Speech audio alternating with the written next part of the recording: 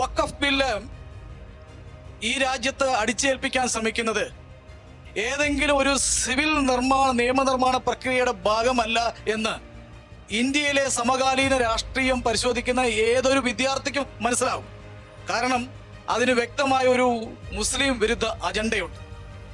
സംഘപരിവാർ അല്ലെങ്കിൽ രാഷ്ട്രീയ സ്വയം സേവക് സംഘ് അതിന്റെ പ്രവർത്തനം ആരംഭിച്ച 1920 മുതൽ തന്നെ കീഴാള മുന്നേറ്റങ്ങൾക്കും മത ന്യൂനപക്ഷ ഉന്നമനത്തിനും എതിരായിട്ടുള്ള അവരെ അപരസ്ഥാനത്ത് നിർത്തിക്കൊണ്ടുള്ള നിലപാടുകൾ ആരംഭിച്ചിരുന്നു.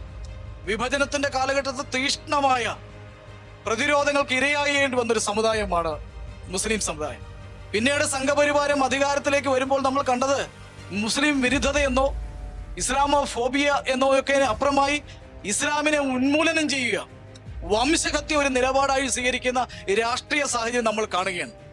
അത് ഗുജറാത്തിലെ കലാപമായിരുന്നാലും പൗരത്വ നിഷേധത്തിന്റെ കാര്യമായിരുന്നാലും അല്ലെങ്കിൽ ഈ ഉത്തരേന്ത്യയിൽ മുഴുവനും നടക്കുന്ന വിദ്വേഷ പ്രചരണങ്ങളായിരുന്നാലും ശരി, അത് ഹിജാബ് നിരോധനമായിരുന്നാലും ശരി, മുത്തലാഖ് നിരോധനമായിരുന്നാലും ശരി.